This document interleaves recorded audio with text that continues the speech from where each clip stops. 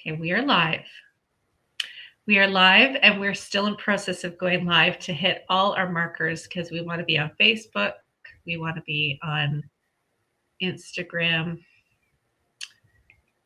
And we're live at both. We did it, Katie. That's incredible. It's something to celebrate. I'm so proud of myself right now. Who cares what we're here for? Of you.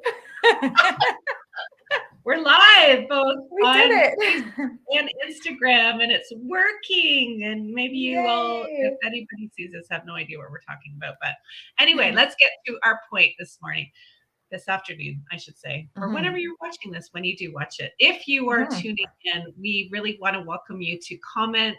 We're going to do our best, although obviously we have some technological challenges. So we're going to do our best to tune in and see. I was trying to do it on my phone, but I'm not going to do two things at once here. But we'd love to see your comments. We are presenting something today. Let me first introduce ourselves.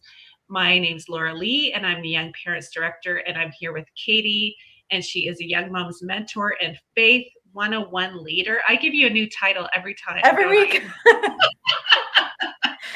Jack of all trades. To many people. But one thing that Katie does is really talk about the basics of faith with us, because it's such an important part of our program and the things that we love to talk about with young parents. So today, I'm going to be handing it over to Katie, but I just want to intro this by saying Easter is coming, and I just discovered it was March 31st, like 5 seconds ago. So it's coming soon.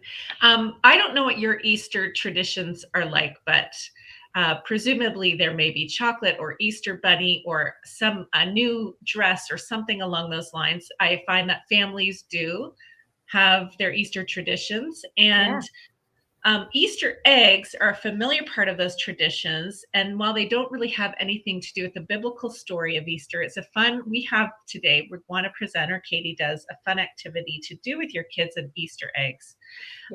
This is all, maybe I'll get you to explain what resurrection eggs are, Katie. Let's start. So a couple years ago, my youngest, who's now in grade 2, but I think he was in kindergarten at the time, my kids go to a Christian school, so he came home and said, Mom, I want resurrection eggs. And I had no idea what he was talking about. And then I Googled them and found like this set on Amazon, but they were like $50, this set of eggs. And then I've since found ones that you can make your own, although they've dropped on Amazon. That was like 3 years ago. I think they're still $30 though. So anyway, I discovered this like DIY resurrection egg thing. And what it is you can see it's a dozen eggs, and I don't know if you can hear it on my headphone mic, that they're full of little things. And it's an activity that you can do with your kids, and each egg kind of has a little symbol of the Easter story. Now, Easter, we celebrate Easter on Easter Sunday, but it's preceded by Good Friday. And there's actually a whole week of kind of events that are part of leading to the Easter story. And so each one of these eggs has a little part of that. If you do Google this online, you'll find that like everyone is slightly different because there's so many parts of the story. So I've just kind of had to pick some. And I will also say that Easter is really the pinnacle of the Christian calendar, like of our calendar and of the whole story. Like this is where, if you read the Bible in order, chronologically or in book order, this is where it's all leading to, is this the events of Easter and of Christ's death and resurrection, and even the stuff, all of the things that happen in the week before are just compounded, pointing back, like looking back and then moving into that part of the story. This is also where I totally geek out. So I'm going to have to contain myself in all of this. It's fun for me. But you just showed a big pack of eggs. Are we going to look at all of them? We're going to look at 3 of the eggs today, because this is something you could do if you wanted over the course of time, or you could just do it all in one activity with your kids. And you obviously don't have to go into the detail that I'm going to go into with your children. But so I have my first egg, and inside is a leaf. This is pretending to be a palm leaf. So cute. little leaf in here. And so this is representative of Palm Sunday, which is a full week before Easter. And I'm going to be reading from Matthew. All of the four gospels have their own accounts of what goes on in the week leading up to Jesus' death. But this is from Matthew, and it says, as they, that's Jesus and his followers, approached Jerusalem and came to Bethphage on the Mount of Olives, Jesus sent two disciples, saying to them, go to the village ahead of you, and at once you will find a donkey tied there with her colt by her. Untie them and bring them to me. If anyone says anything to you, say the Lord needs them, and he will send them right away. This took place to fulfill what was spoken through the prophet. Say to daughter Zion, see, your king comes to you, gentle and riding on a donkey, on a colt, the foal of a donkey. The disciples did as Jesus instructed them. They brought the donkey and the colt and placed their cloaks on them for Jesus to sit on. And then as he's entering into Jerusalem, a very large crowd spread their cloaks on the road, and others cut branches from the trees and spread them on the road. The crowds went ahead of them, and those that followed shouted, Hosanna to the Son of David. Blessed is he who comes in the name of the Lord. Hosanna in the highest heaven. When Jesus entered Jerusalem, the whole city was stirred and asked, who is this? The crowds answered, this is Jesus, the prophet from Nazareth in Galilee.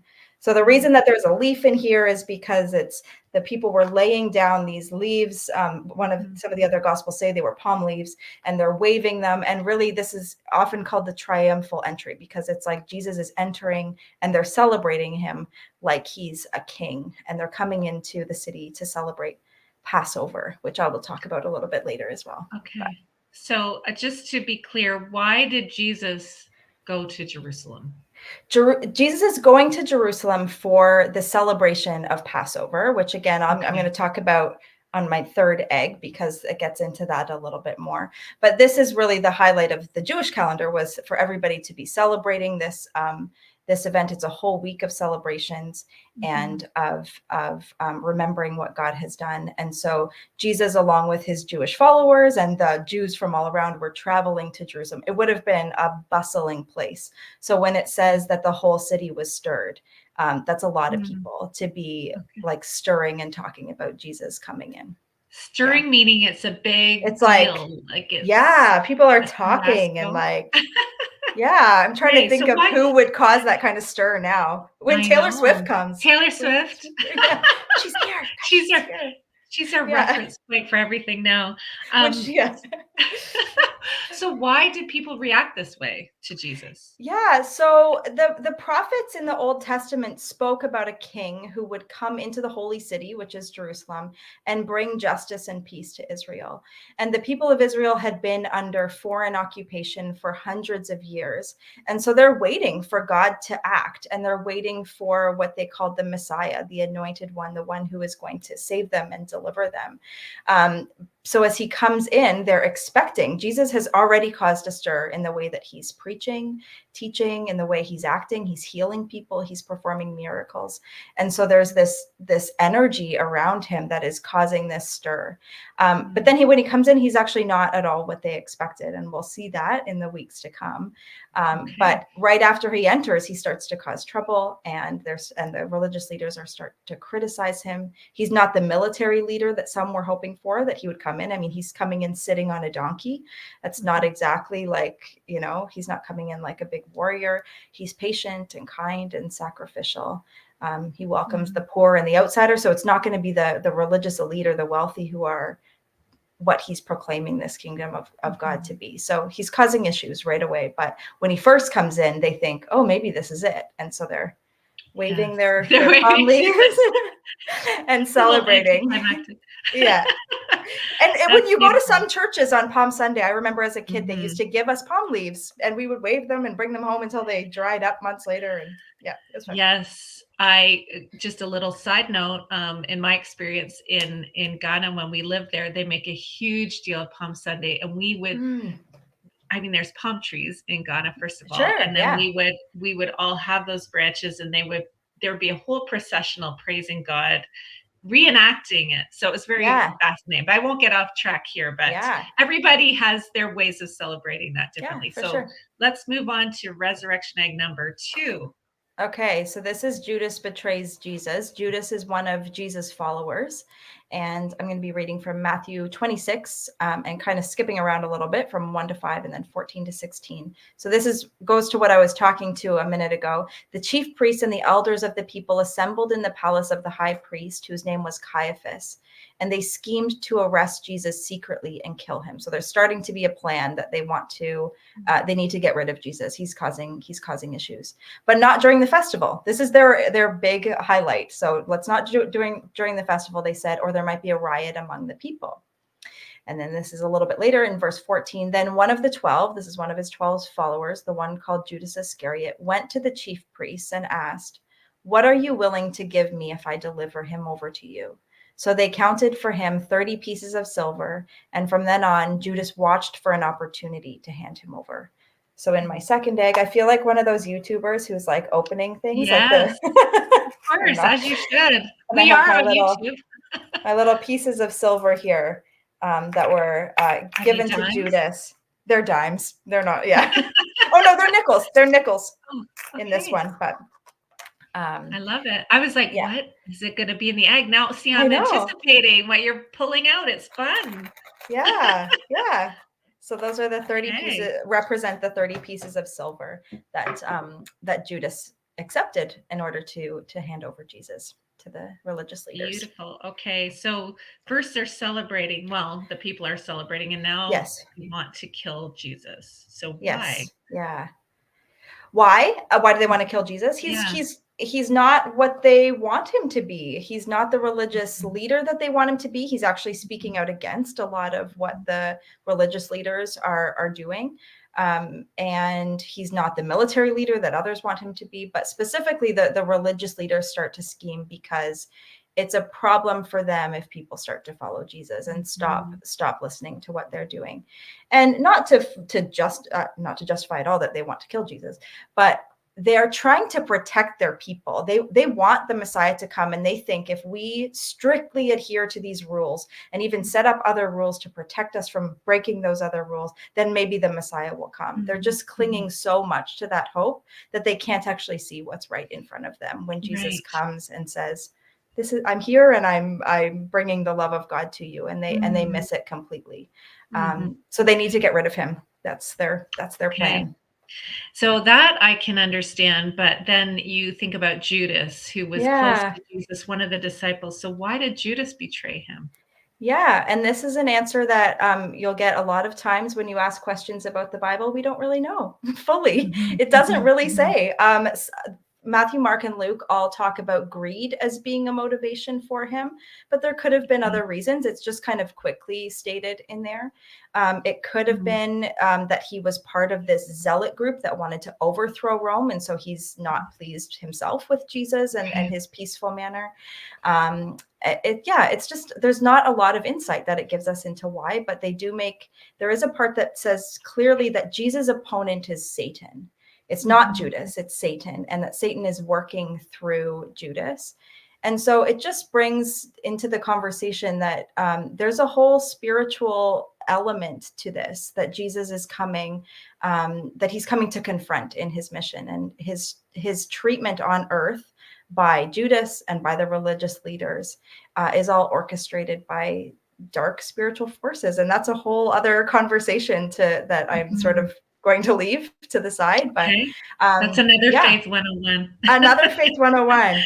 But through all of this, what's so interesting is that Jesus is never surprised or caught off guard by any of what's going on. And so what we're seeing him, and when we just read it kind of at surface level, he's clearly a victim. But then when we look deeper, he's really in control the whole time, and he knows, and he's willingly entering into all of this. So there's a really beautiful element to it, and that's where we start to see the degree of the sacrifice that he's taking as he enters in. Amazing. All right. Well, what's behind egg number 3? Okay. So this, I said I was going, I'm losing a headphone. I said I was going to talk a bit about Passover, and I'll just kind of go over it quickly. Passover is a Jewish celebration every year, still to this day. I think it's at the end of April this year, mid-April maybe. And it's a week-long festival remembering when God rescued the people of Israel from Egypt, and they were leaving quickly. And if you know the story of the Israel's enslavement enslaved in Egypt, God sends plagues on the people of Egypt and on Pharaoh to try to get Pharaoh to let his people go, let God's people go. And the final one is that the firstborn of every household is going to die unless they sacrifice a lamb and they paint the blood over their door frame, and the angel of death passes over. So it's a Passover. And then the people leave quickly. So they have unleavened bread, which means bread that doesn't rise. You can make it quickly. And there's all these elements to it. And so there's a lot going on here, but every year they are commanded. It's what the Jewish people are commanded to do, to recall this salvation. And it brings into the story the elements of, there's a sacrifice that's part of salvation. But it's also, as I'm going to read here, what Jesus goes to celebrate the Passover meal with his disciples. The meal itself is structured, it's called the Seder meal, in such a way as to be remembering all of these events. And so the food itself, there are parts of it, what people have a role around the table, what they're saying, what they're singing, what they're praying.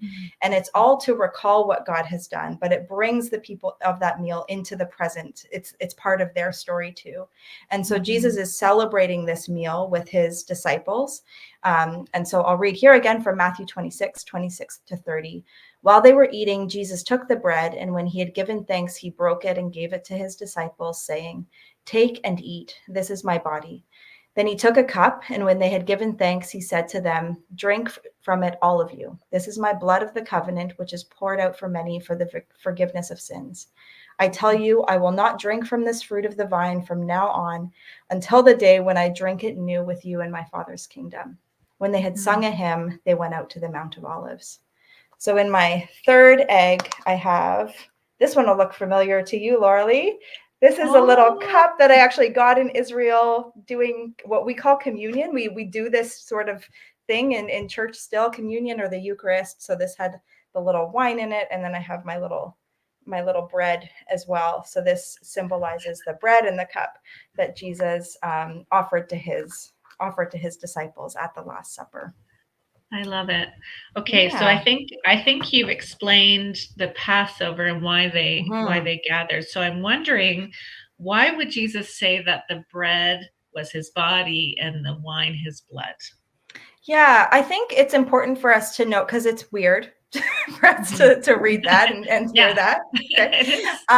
It's important for us to understand that every part of that meal was had a symbolic role, and so it's not foreign. While this concept is foreign to them, it's not foreign for them to be taking part of the meal and seeing the representation of the items. We don't usually eat that way. Like even our Christmas dinners have specific things sometimes, like we have turkey, but the turkey doesn't symbolize anything. Right. So we're not used to that, but they're used to those parts of it. And he's giving these elements a new symbol, and they symbolize what is about to take place. And I have no doubt that his disciples asked the same question, like, what is he talking about? What is he talking about this being his blood and his body? But he's talking about what is to come as he goes to die.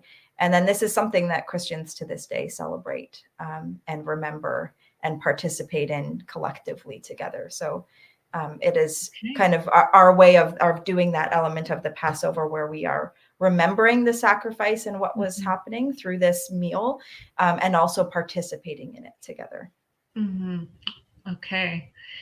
Very, very interesting. I'm really excited for eggs 4 through, is it 12? 12. There's 12. Yeah. Woo, all right. Yeah. So we got our work cut out for us in the next few weeks. We'll be back here next week to do 4, 5, and 6. So yeah, the YouTube show will continue. What is it? It's like Kinder Egg surprises, eh? Yeah.